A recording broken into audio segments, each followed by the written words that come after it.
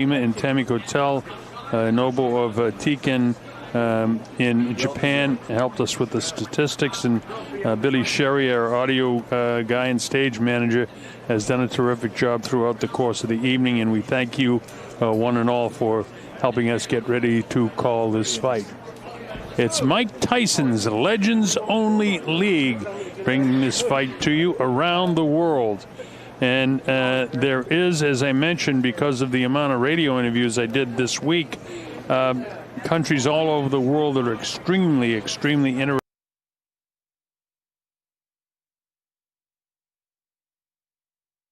interested in this fight, and we'll have it underway for you very, very shortly. And in case you just joined us for this fight and didn't see the other fights this evening, as we wait for Mike Tyson and Roy Jones Jr., I can tell you in our first fight, Jermaine Ortiz scored a 7th-round TKO over Suleiman Segawa.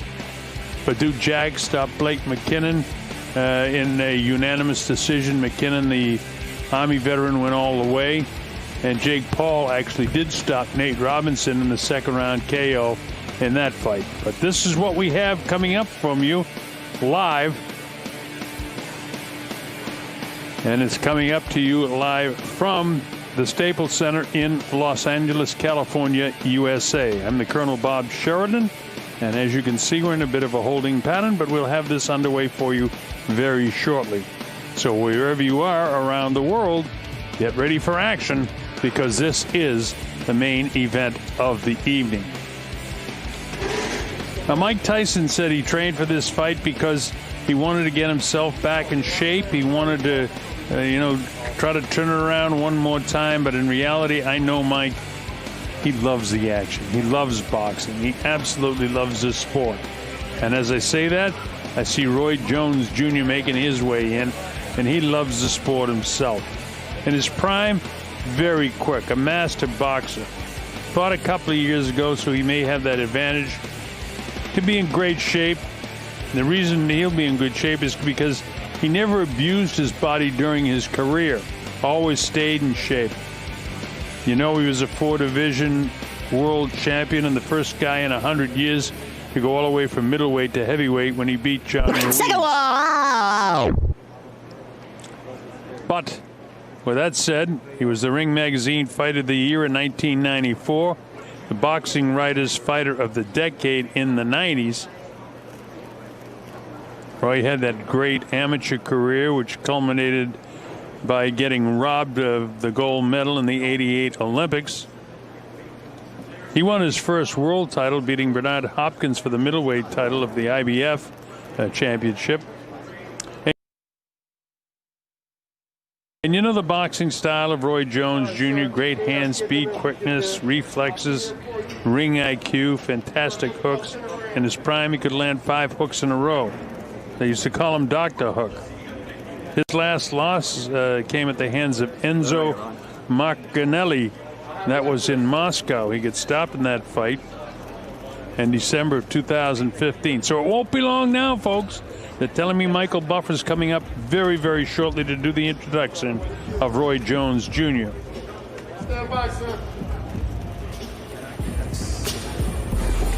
Oh, you saw Michael Buffer move in there, and I think that we are set to go now. Everything seems to be coordinated with all the countries that are involved in this telecast. And once again, we're at the Staples Center in Los Angeles, California. I'm the Colonel Bob Sheridan, and glad that you can be with us for this one. It's a much-anticipated fight between Mike Tyson and Roy Jones Jr. Here's Michael Buffer now. Ladies and gentlemen, this is the moment we've been waiting for. 2 legends in one ring. Coming to the ring first, the 6-time world champion, Roy Jones Jr. All right, so Roy Jones makes his way in. Roy was a classic boxer in his prime. In the 90s, he dominated the entire decade. Middleweight, light heavyweight, went all the way up to heavyweight. Here's Roy, makes his home in his ranch in Pensacola, Florida.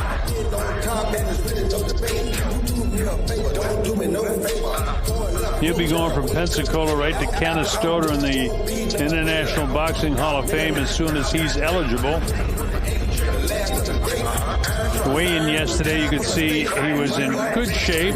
I wouldn't say he looked in peak shape like he did when he was fighting a few years ago. But Roy Jones Jr. is 51 years of age. And here he is in the ring, Roy Jones. Roy's strategy tonight is going to be to box and move, slide. Great guy for setting traps in the ring. Try to keep Tyson off him. Avoid the big shot. Roy Jones is all business for this fight. And here's Michael.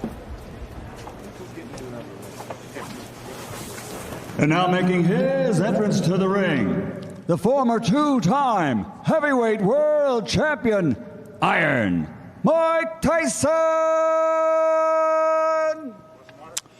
So Mike makes his way out. He absolutely loves this. Look at that. He's wearing his black short shorts. That's Mike Tyson. Remember, he used to come in with just that towel cut over his head. Now he's got the cap, the shirt with Brownsville on it. That's where he was brought up in Brooklyn, New York. And he's got the shorts he used to wear when he first started. Said Mike lost over 100 pounds to get ready in the past several months to get ready for this fight. And why did he do it? Because he wanted to do it. He wanted to get himself in shape to fight. And while you'll see he's not in the peak shape we used to see with that cut body, the last thing to go for a heavyweight is his punch. Whether he throws it with malice or forethought against Roy Jones Jr., we'll find out real early in the going. So we're just about set to go. Third man in the ring, Ray Corona. Here's Michael. Ladies and gentlemen, the national anthem will be performed by our special guest, the Grammy Award-winning international recording superstar, singer, actor, producer, Neo.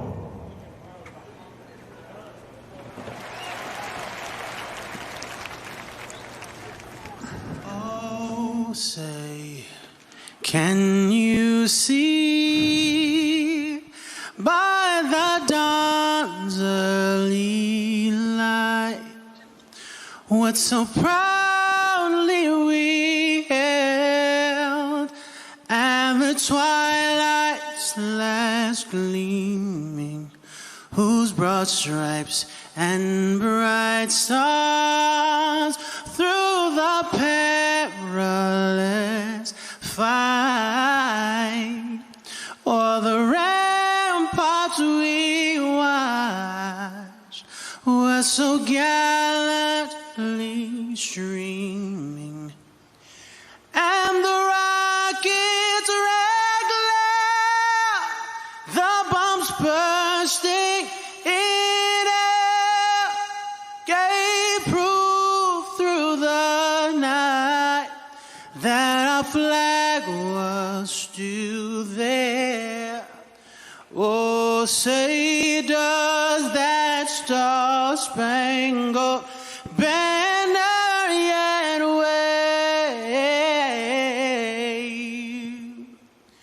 o'er the land of the free and the home of the brave? Why the fuck Neil look like Mr. Potato Head? Ugly ass boy. Oh, bald head ass boy. What the fuck wrong with dude?